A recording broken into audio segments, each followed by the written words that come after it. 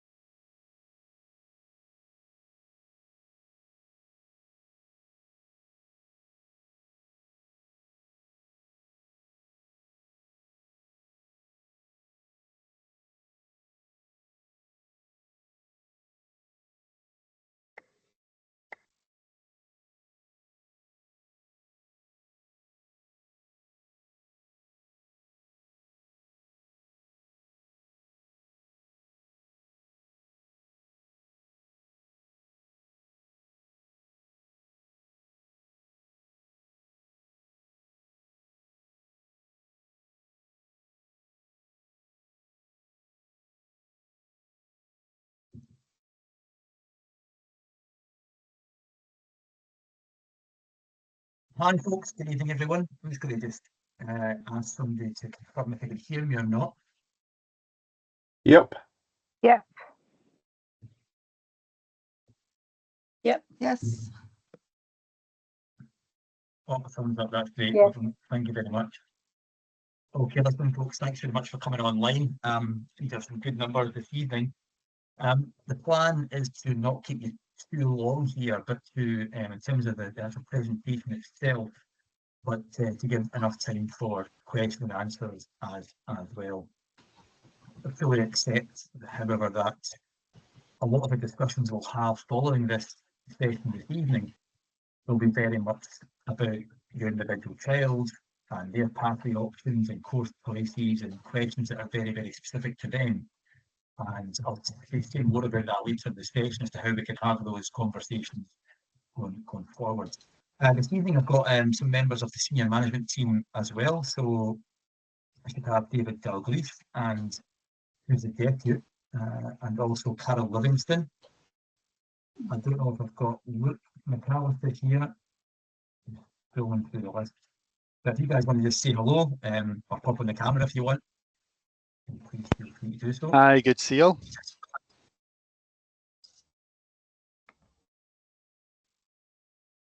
You've not heard Carol yet. However, the reason that David and Carol are here is because they do a lot of work around the school timetable. So once the young people have made all these options, they do a lot of the work behind the scenes and turning it all into something that we can use going forward in terms of the actual timetable. So the plan this evening, let's get going. I'm hoping you can see the slides on the screen. But the plan this evening is simply to provide you with an overview of the Pathways programme, talk about how we're trying to engage young people in the Pathways process, okay, and the course choice process. And I'll just talk about that in the next slide. And also a timeline for the event that'll be happening over the coming rest of February and into March, and towards the end of March as well.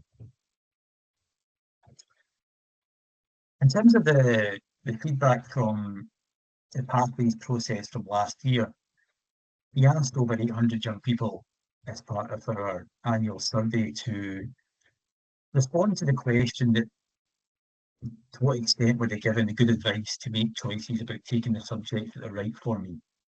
And this is kind of what came back from it. In S1, you'll see there's a huge chunk of young people that say don't know, because they didn't really have much choice from S1 to S2. And then you begin to see a pattern emerge that for a lot of young people, they were making subject choices that they didn't perhaps feel fully informed for whatever reason about. And then you have a load of young people here who are perfectly happy with the choices they've made. agree with that statement, strongly agree with the statement, but there's definitely a significant number of kids here that disagree, and particularly in the senior phase of S5, 6 strongly disagree with that. And you, at that time of the school career, it really is crucial that we engage in people in the process and give them as much as we can to make informed decisions about their subjects. So this year we've changed things a little bit. We've tried to engage on people more in the process. We've tried to encourage class teachers to have more of those discussions in the classroom about the subjects that they offer, and engage in the process maybe perhaps a bit earlier. But instead of it just being with a guidance teacher, we're trying to involve the curriculum leaders more, the class teachers more, and provide young people with different resources and materials to begin to shape their choices going forward. And that's really what will happen over the coming weeks. At some point, I'm just going to pause for a second. There's a message to say something in reference to the presentation. Let's check the chat.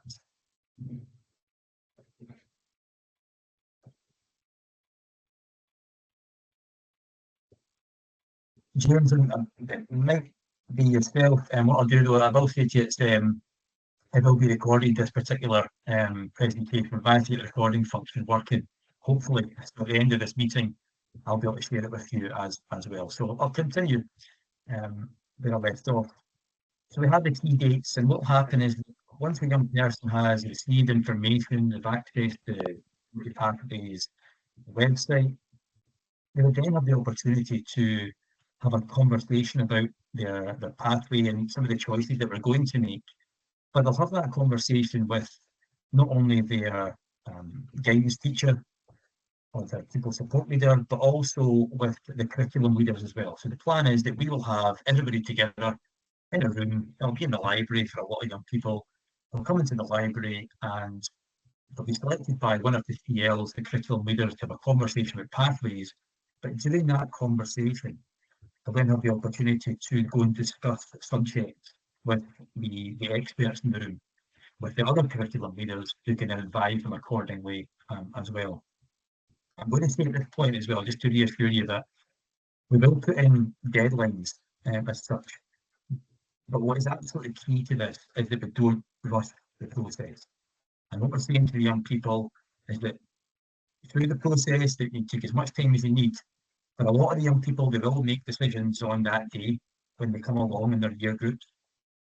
Because some others, they might go away that day and want to explore it further, want to speak to parents in more detail. And as long as we have a course choice form by the start of the Easter holiday, which is the end of March, beginning of April, then that gives us enough time to go and begin to build a timetable as well. So what I don't want to happen here is that young people feel rushed into these decisions that are really, really important to their future planning as well. And in the same vein, if they make a mistake, if they decide over the summer holiday that they want to change something, that's absolutely fine. One thing that can restrict the options available then to them is obviously capacity in classrooms as well. But we'll be constantly reiterate that message to the young people throughout the process. So here's what happens, and we shared this with young people at the assembly before the February break. It's quite small on my screen. I don't know how to cope with it larger on yours, but the S2, S5 select these courses and they return the course forms prior to the finishing at Easter. And then Mr. Dalgleaf, Mrs. Livingston and myself, we begin to plan different courses, look at the numbers, and begin to build the timetable.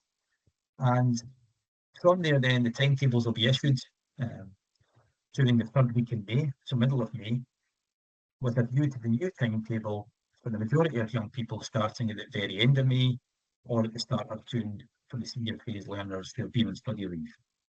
What we're trying to do here is give a bit of time between giving the young person a new timetable and it actually starting. Because for a lot of young people, it'll take time for them to adjust. We don't expect young people to receive a timetable on a Friday and it starts on the Monday. We really want to try and avoid that this year. And that's why we're delaying the timetable change by a few weeks to give us time to create it, but also to let it bed in with the young people before we actually launch it as well. And really that's the process that we share with the young people there. In order to try and engage young people more in the process, we appreciate that young people spend some time online, and we're trying to create something that's more engaging for them as opposed to just the booklet that typically goes out. A big kind of staple bound booklet with all the courses in it. We're trying to make it a bit more interactive and where possible. So we decided to create a new Pathways website called Porty Pathways. If you've not had the chance to look at it yet, then please feel free to think about a time and investigate it.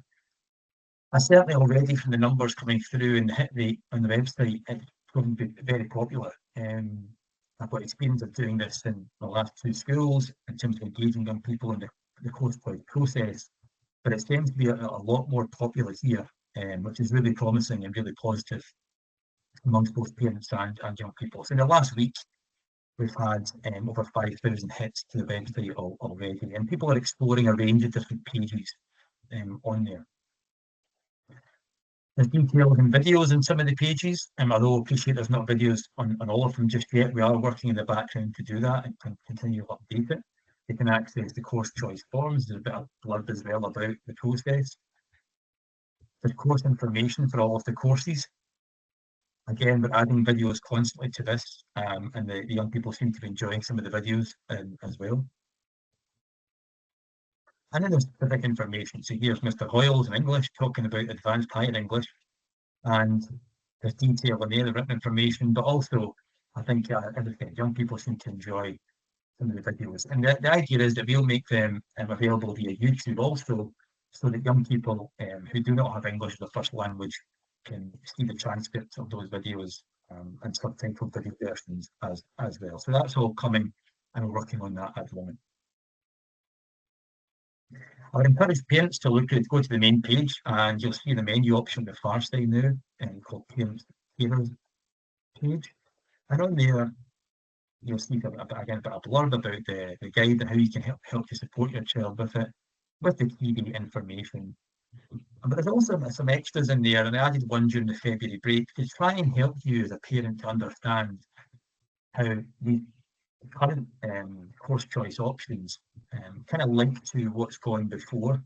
So perhaps maybe O grades or standard grades if you've gone through the Scottish system, and how it all kind of links together. So for example, there's a page here that we've included that talks about the supposed journey of qualification in Scotland from the 70s right up to where we are just now. And the video I've put together on it tries to then show you some sample pathways around that as well. So just to try and again inform you as much as possible around the different pathways available. So I'll very briefly now talk about some of those pathways. I'm just going to stop sharing this particular screen, switch over to, if I can think it's the right one, hopefully. Hoping it is this one. Nope, it's not that one, unfortunately. I'm going to share a different way.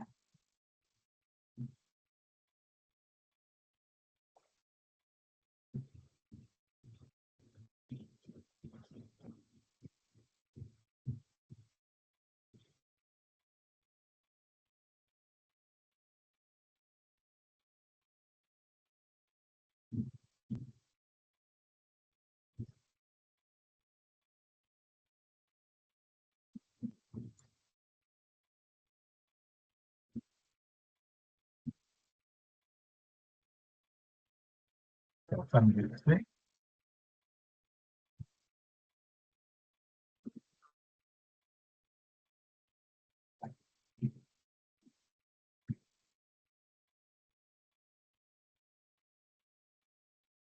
And I'm going to hope now that you are able to see this particular screen.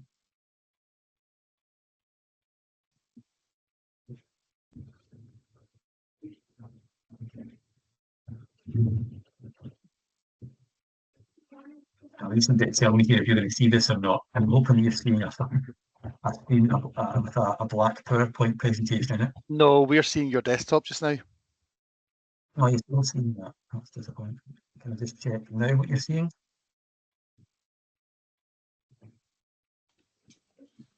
Just the Teams. You're still Teams, is it? Mhm. Oh, your desktop. Yeah. Yeah. Oh, dear. Okay, so I'll go back to the Teams. I'm wondering, I don't use a web browser version of Teams, which is a bit annoying. However, okay. So what I'm going to do here, I'm not going to fumble about with that any longer. I will do this at this point here. If you look at the video that we have with that particular slide and that the one I showed you just there a second ago, if you have a look at that, then you'll be able to see that what I'm talking about. So basically, we're trying to demonstrate to young people as well as the different pathways through the school, moving away from that very traditional view that simply you do national fives, hires, a combination of both, and you go to college, university. But there's other things within there now, in particular that articulation from college to university that now exists. But it is a video that you can see on that particular parent carer section, and there's only 2 videos on that page. So please have a look at that in due course if you get the chance as well. What you'll find, however, I would expect that your child is certainly more informed about what this is going to look like going forward. And a lot of them are making decisions for themselves, which is a positive thing, but certainly they look to parents for reassurance, for their advice as well. And yeah, that's where we put that page, that website together to give you a bit of help in that particular area. David, I'm going to say, do you want to add anything else in there? Obviously, you've done this for a number of years as well. Anything that could support parents at all before we begin to open up the forum here and take some questions and answers? I mean, in terms of our experience over the past few years, all the information that has been in the booklets, all the useful information that the pupils did refer to, has all been transferred across into the website. So that should all be there. There's a few aspects of the website that we are still getting updated, but we're getting them fixed as fast as we can. Generally, yeah, what Greg said earlier on about pupils looking to change their mind to recourse, that process is one which we're very used to.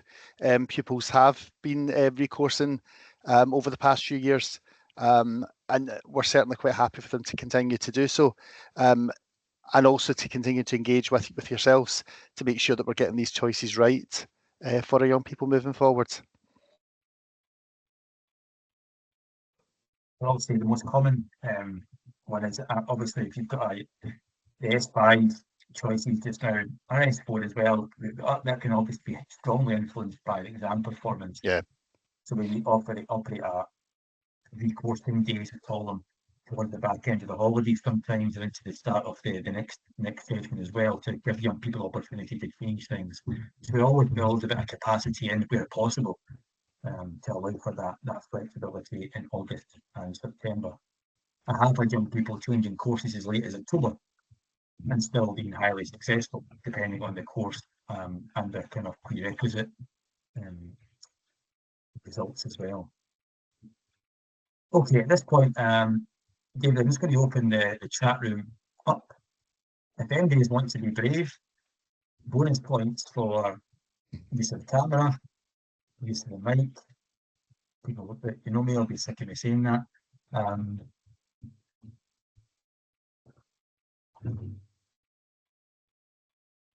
as the questions come in, I will answer them with myself and David as well. Somebody's suggesting that my Yeah, your microphone's obviously playing up a bit today. National 5 resets. Yeah, what I would encourage, if we are worried about a pupil, say an S4 pupil at the moment, as to whether or not they'll pass their National 5, I would say let's course them positively. Let's aim for them having passed the course.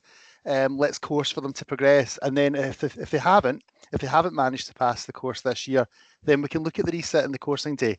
But what I don't want to do is to lose a month of learning in June by having them sitting in a class and then they discover that they've passed that and we're looking to get something else on their timetable at that point.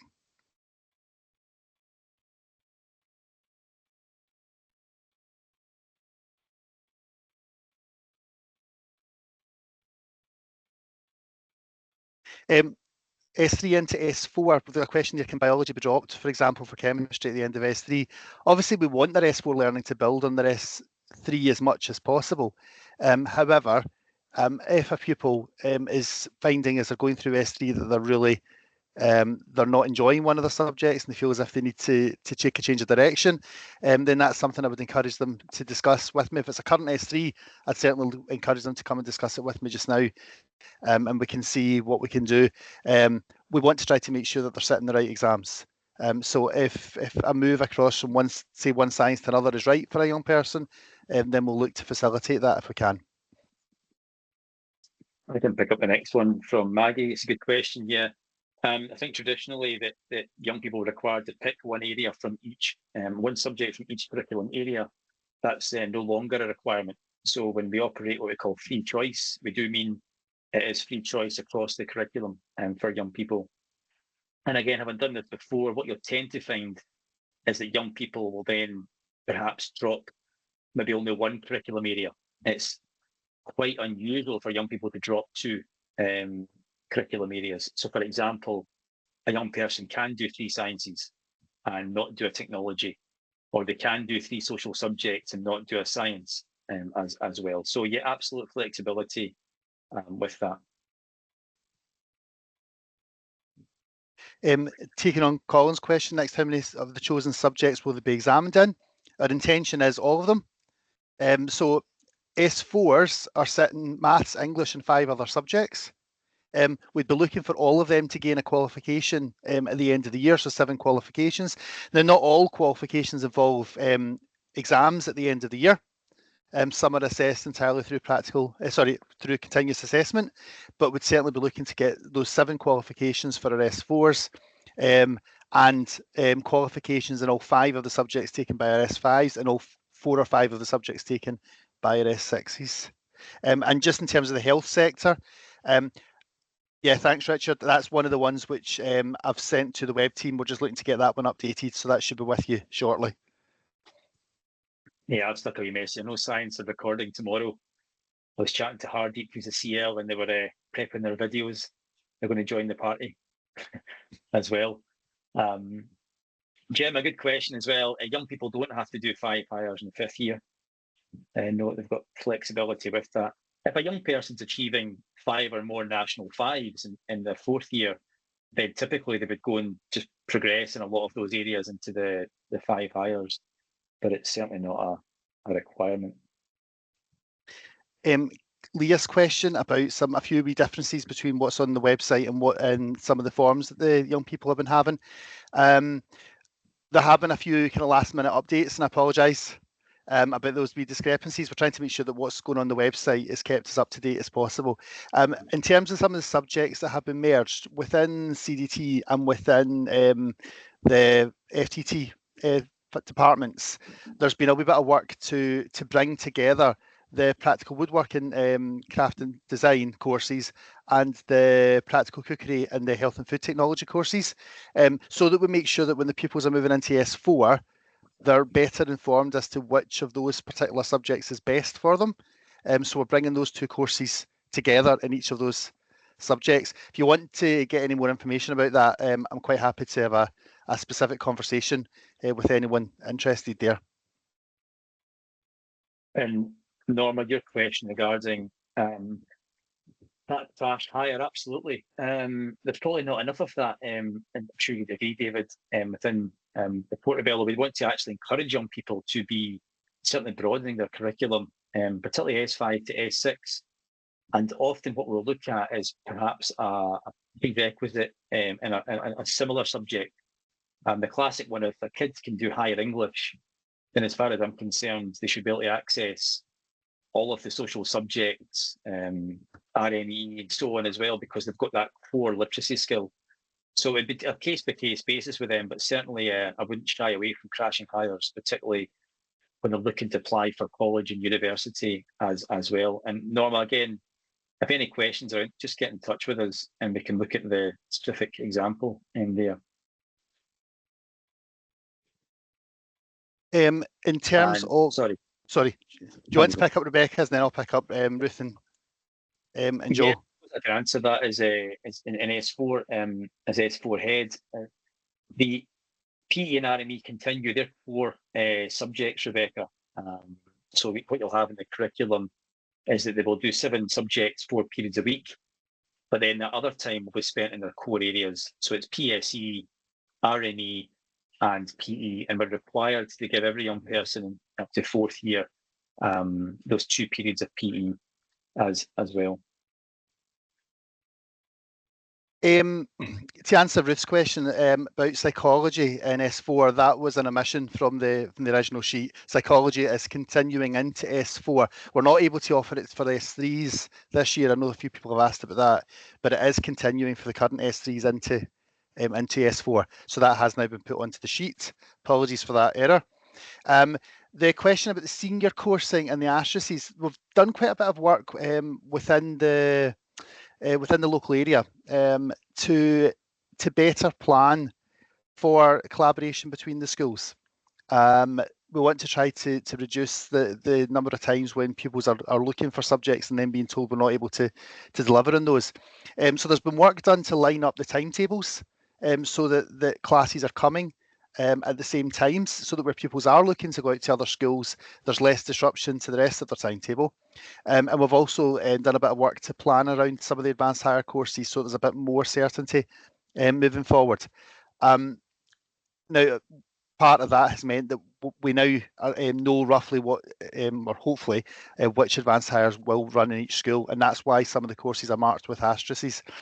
Our hope is that all the courses which are on the course choice sheet that don't have an asterisk will be able to run in Portobello, although we can never completely guarantee that until we see the numbers.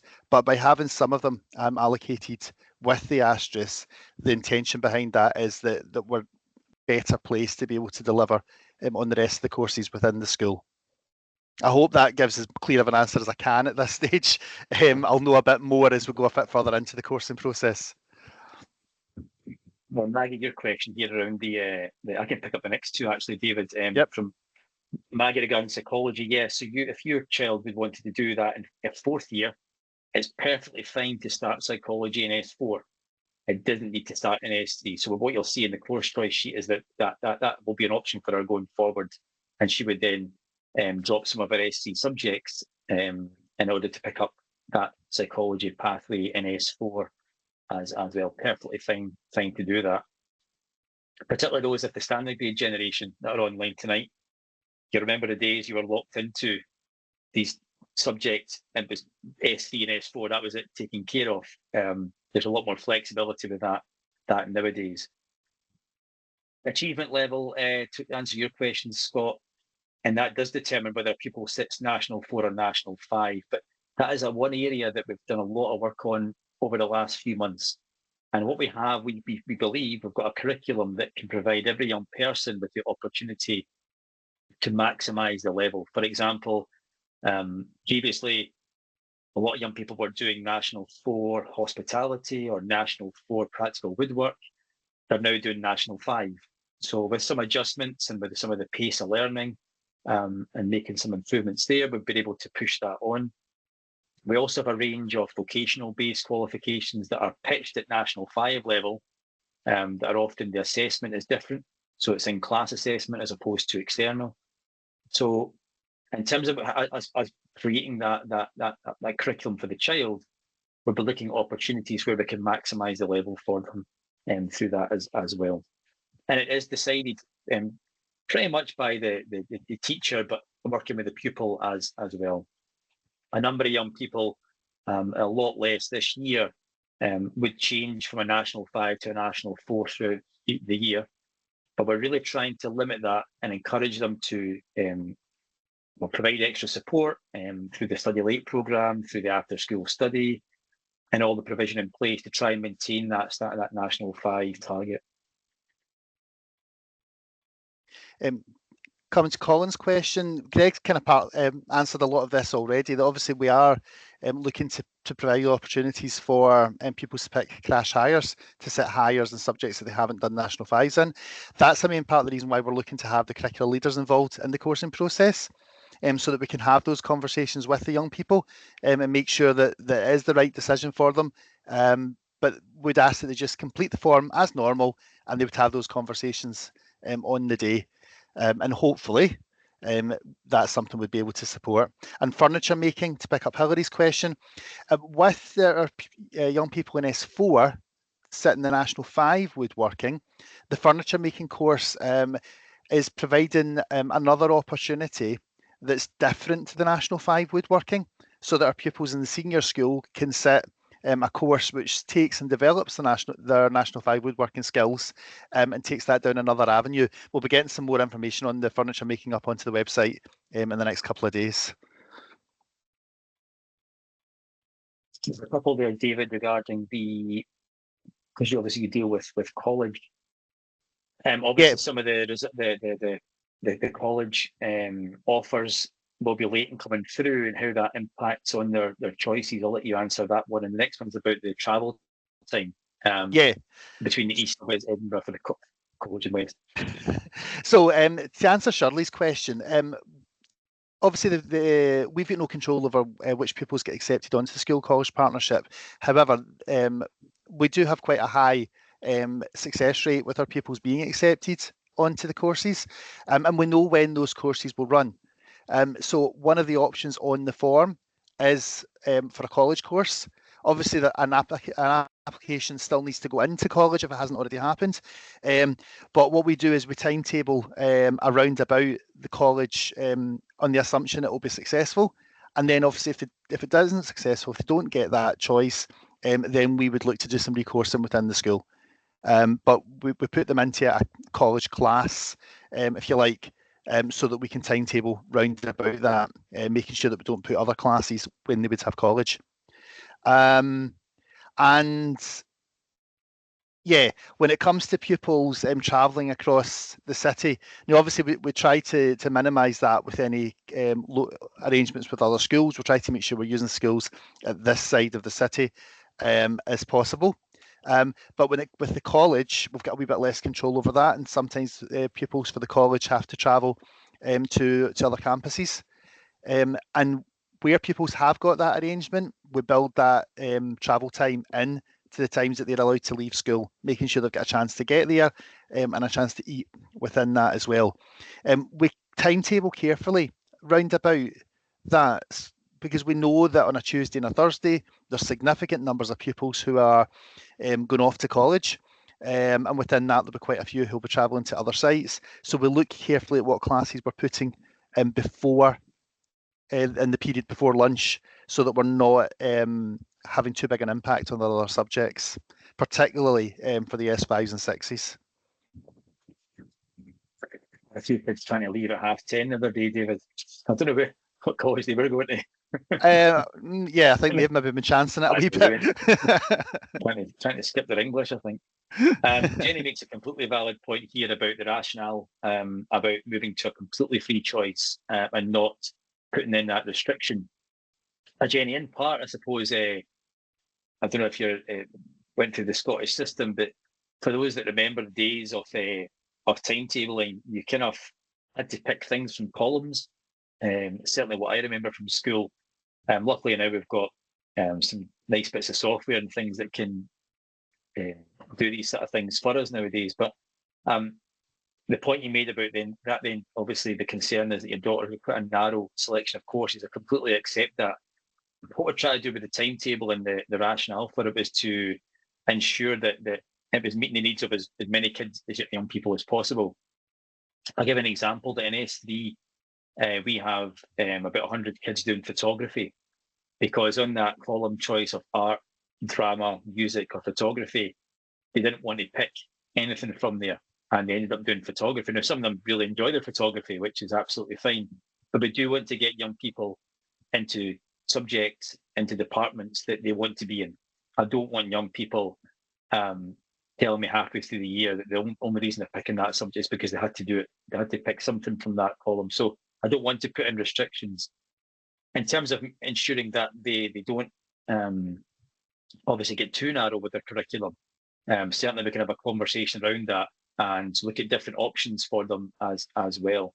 But typically, in my experience, they will have a broad range of subjects, because what tends to happen is, as they move into the senior school, S4, 5 and 6, remember that the subjects broaden as well.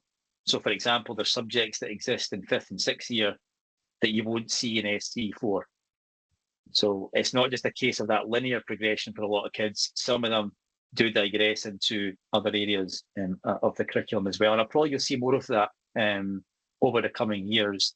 We've got a lot of interest around politics, sociology, for example. We're looking at more creative courses as well. The furniture making is one example of that, where young people really want to be in that department, but they've already done woodwork. So where do they go next with it? So I think you'll see that open up over the coming years. I hope that answers your question, but certainly if you're concerned about that, we're more than happy to have a conversation around about it. I can answer Colin's question now, David, if you're happy. Yep, go for it. And it's that, are some of the S4 choices only available if you've taken it in S3? And the general message is we don't restrict their choice in S4. So if they want to go and shift the science, move from biology to chemistry, they can do that. Sometimes there has to be a bit of scaffolding put in place through June to get them caught up, and it might require the young person to undertake a bit of extra work in the class or at home to pick up some of the key topics that are covered. That's certainly one aspect of it. There is a danger sometimes that they aren't able to catch up with the young people that have done it before, and therefore on the back foot a bit, and that can be quite stressful for them sometimes. But certainly there's no restriction with it. If a young person was completely changing their courses, I want to have a conversation with them about how we can support to make that easier for them.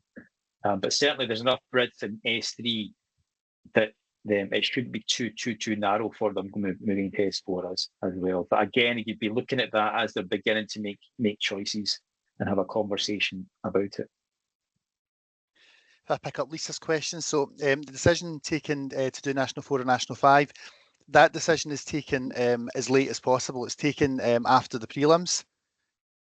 We certainly don't make that call at the start of S3 or even at the start of S4. We look to make sure we're giving our pupils the best opportunity that they can, and where we are looking to change a course to National 4, it would be because of quite a bit of evidence sitting behind that.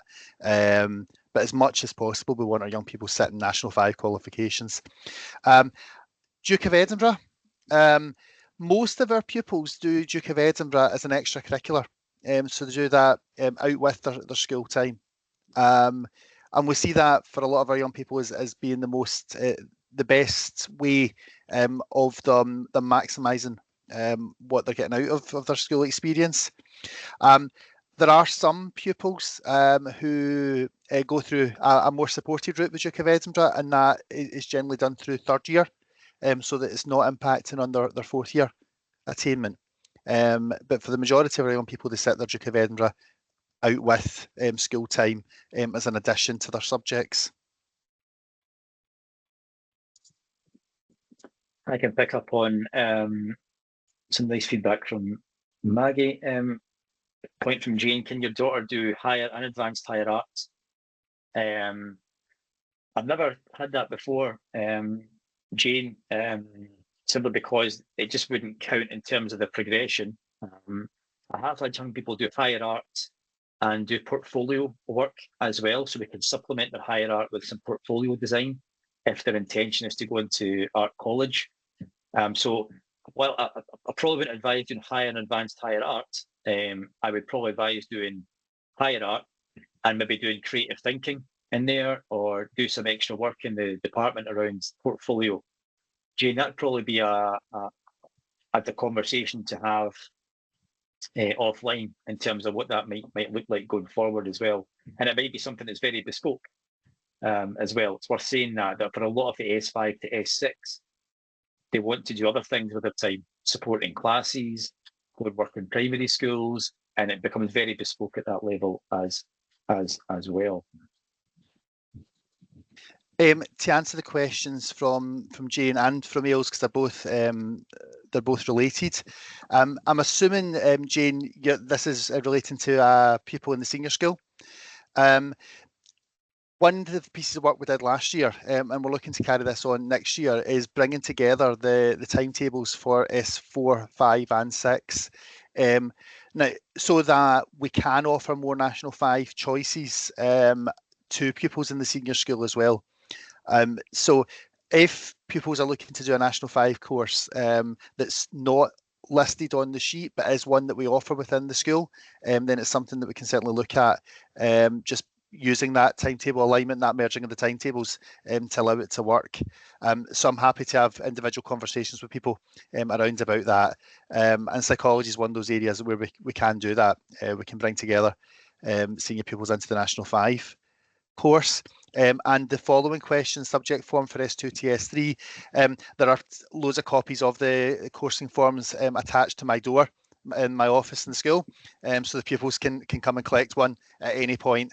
And as any updates are being made, I'm fixing the copies on the door as well, so that they're going to be correct. Yeah, it's interesting just to go over that point about psychology. The content in National 5 and higher is very similar. So I've had young people before doing psychology, and they're in with the higher class, but in the end, around about February time, they decided to just do the National 5. It's just a slightly kind of easier pitch of question and examination, but a lot of the topics are the same, so they can be taught in the same class, different levels but same class. Norma's question, if we fail a higher, can we resit it in S6? Yes, we can, similar to what we were saying earlier about the National 5s. Obviously, we want to be positive about young people, and if somebody is currently kind of borderline as to whether it looks like they'll pass or not this year, then I would recommend that we do the coursing on the assumption they will pass. And then if they don't, we can always look to put them back into a class for a resit, rather than again them sitting in a class in a subject that they've done through June, assuming they've failed it, and then discovering that they've actually passed it and they've missed a month's learning somewhere else. So let's course positively if somebody's borderline.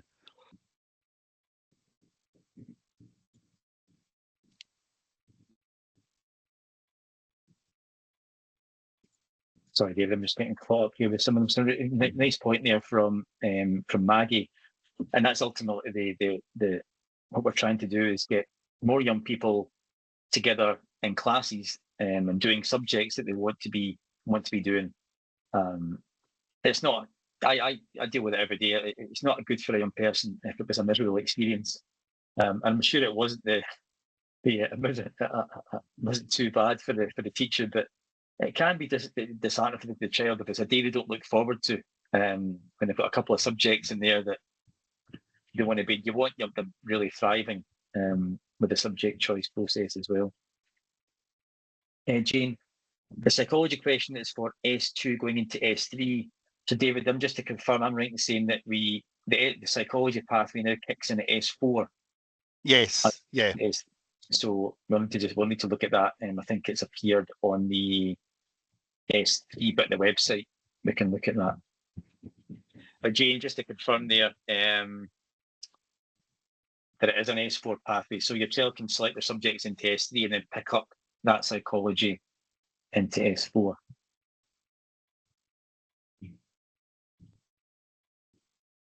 And thanks, Alan. Yep, I remember them well. I remember the standard grade days well myself. Yep. When we were doing, I think I maybe sat about 30 exams between, you all had to do general and credit and all the rest of it.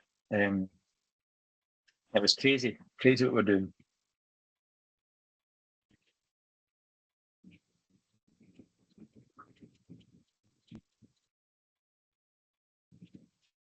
Yeah, Norma, it's the challenge you'll have is trying to actually phone it in and see what it is, what choices they want to make. But certainly have a conversation with them, use the website, and I have to say, if you're looking for support with it, I'm always wary of kind of like throwing this at you, but please just pick up the phone and we could probably cover more in a 10-minute conversation. then we use trying to kind of scrabble around and get up to speed with things. So often we can kind of cut through a lot of the stuff out there. And I tried to achieve that. I tried to achieve that with a video that I put. It is quite complicated, however. I listened to it back and tried to refine it a bit. That was my third take on the video, I have to say. It's not a great sound quality, I don't think, but if you can have a look at that, it might make a bit of sense. What the beauty of the Scottish system is that the young people have fourth year, fifth year, and sixth year, and they've got opportunity to completely go 180 in different directions of their pathways as well. And that's the bit I think I've always enjoyed about the Scottish system, is that we can recourse young people from fifth year to sixth year, completely different pathways, and they still come out at the end into that destination, whether it be the apprenticeship, college, uni as well. If there's anything feedback-wise regarding the website, I did see Angela Broom on this evening. I'm going to make an assumption, Angela. I think it was your young lad that was heavily involved and instrumental in making this happen. And honestly, I have to say this is it's been done by young people for young people. It really is a solid discussion with them, and I really appreciate the boys' support. So we had Michael Heron and Archie Broom that were helping us with the website. In fact, helping us, sorry. Writing the website, producing the website. They did a fantastic job. And we're just hanging on our coattails, trying to, keep up the speed. But a really good bit of work. Folks, we're going to stay online just now. Any more questions, please keep them coming in. Try to record this. I'm going to hope when I stop this that it's going to ping up with the video and I can stick it onto the website and YouTube and get it out to you. And I will say, though, any questions, you know who to contact. Please get in touch with us. It's a great point from Hilary. One area, Hilary, that we're really trying to promote is that young people don't just focus on those, particularly as they move into S6, don't just focus on the academic qualification, traditionally academic qualifications. We're trying to get young people to really embrace that wider achievement aspect, and it can really beef up their CVs and their UCAS applications and all the rest of it. So plenty of activities and plenty of opportunities. They can do some school service work. They can become languages ambassadors or English ambassadors. They can then move from there, go into, if they want to do something totally different, we've got a new lifeguarding and swimming program for S6, where they can get trained in swim teaching. So plenty there to have a look at, and that it becomes really bespoke at that level for them as well.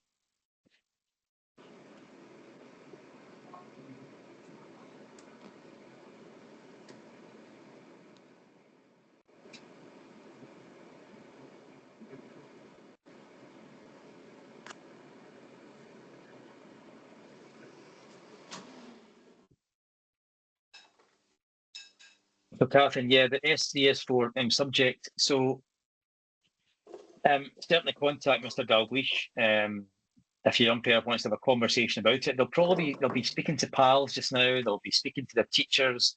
Please remember that we really are actively encouraging teachers to have these conversations in the classroom as a kind of first point of contact. But if you're feeling a bit unsure yourself, just drop David a quick email, get in touch. It can be a conversation on the phone or face-to-face. When the young person goes to the library, it reads like on the sheet we put out, that's the final thing, that's it, hand it over, job done.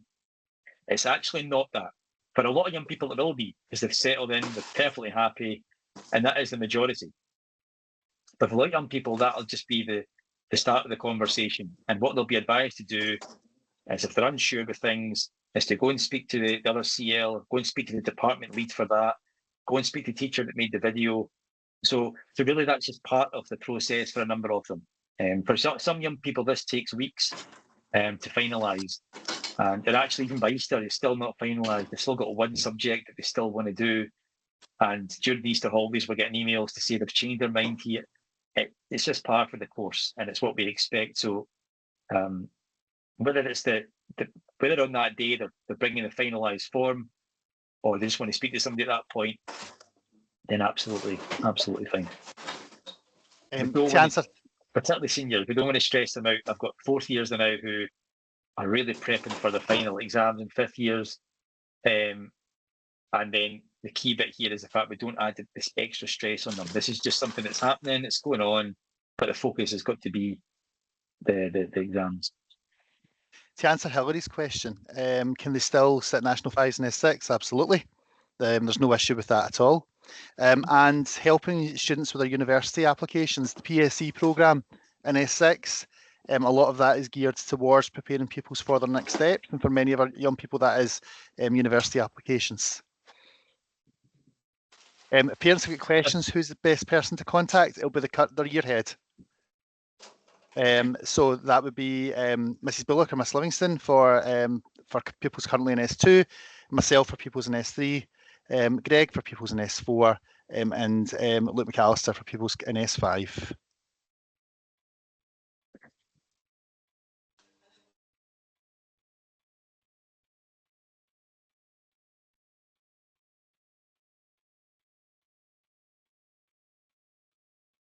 What you'll find is your child starting in the senior phase as well. This year it went down pretty well. We had a couple of introductory videos to support parents. So if your child's starting the senior phase for the first time in June, we put a video together to support parents, and that started that senior phase journey. And we've had a few other videos go out as well. We're going to use the Pathways website for a lot of that information. So a lot of that information is going to help support you to understand what's going on in the timetable and what's going on with the curriculum. Then please keep an eye on that via the snippets as well. I certainly think we're starting in a better place going forward. I think the learning planner and having that from the outset, particularly those that are just embarking on the senior phase for the first time, if you keep an eye on the learning planner to see what's been covered in classes, I think that will really help parents as well.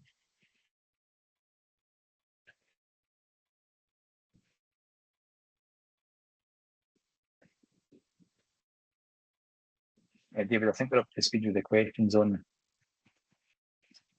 here. We'll stay on, folks. I think we've timed it pretty well. Didn't know whether to make it a 1 hour, 1 hour and a half, or 2 hour session, but I think 1 hour's obviously been adequate. In terms of Art College, and actually the similar conversations around about pupils looking to apply for RCS as well, if there's any of them. I think that in relation to those, the best thing to do would be have a conversation with the guidance teacher, with Claire Thompson just now, so that we're aware of that and can start to be planning for that and putting that in place. I'm aware that those applications for the Art College for RCS, those are early applications, as are Oxford and Cambridge. So the more that we understand about what our pupils are looking to do there, the better we can be planning around about that. Certainly my experience as well, just to chip in, is that giving the young person some more time in the art department and a space to work is often what they need. They just need more time. They know what they're doing. They just need more time in that space to pull things together. I've got a question from Nikki. Yep. A hand up there. Our first hand up of the evening.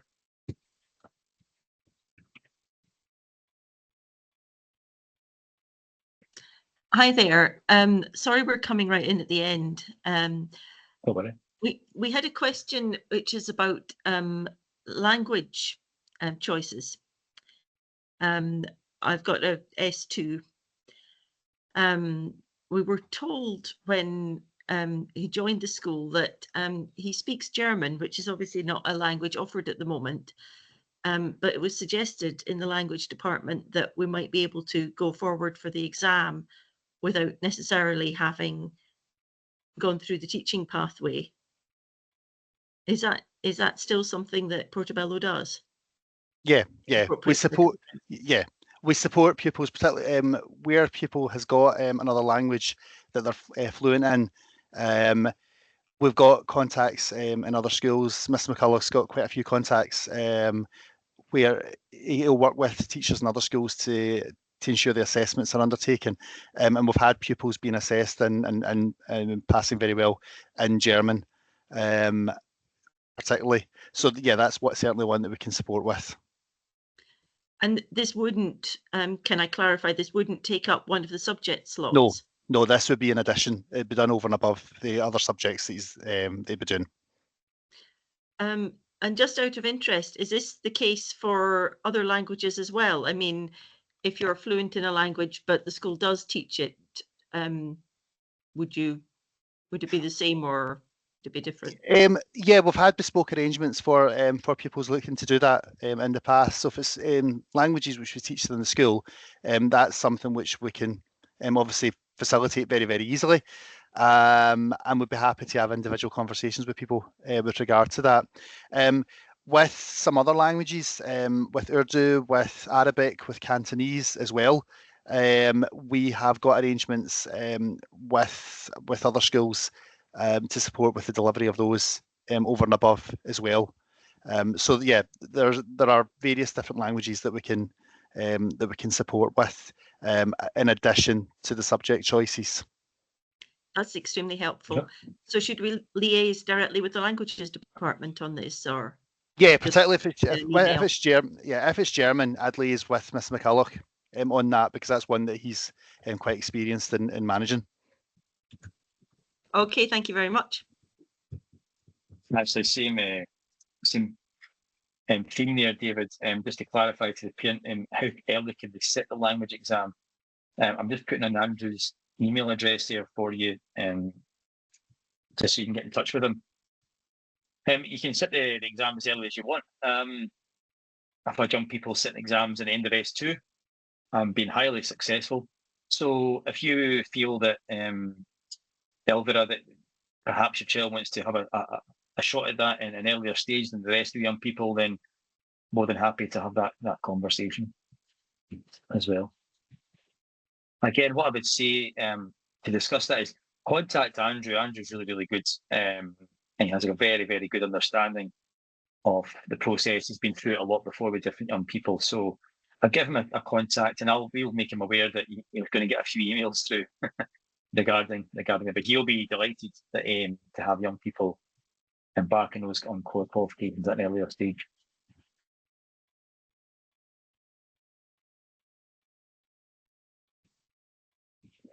Okay, folks, if we've got any last minute questions, as always, if there's things you think we're missing here, I realise that we're doing it quite different this year in the process.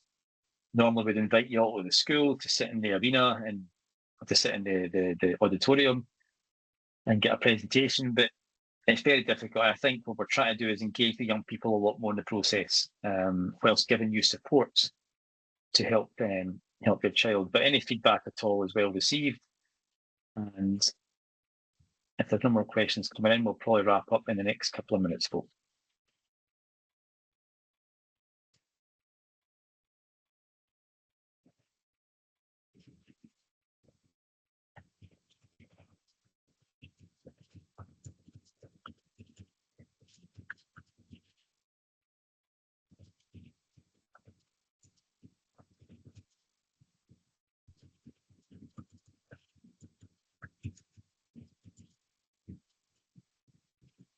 I'm just saving our email addresses there if you want to get in touch.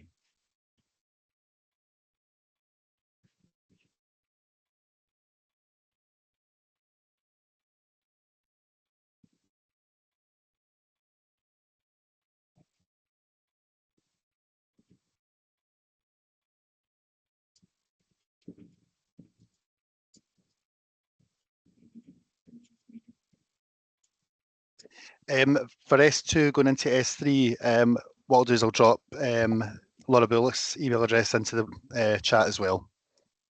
Oh, good. Go for it. Also contact Carol as well. Yep.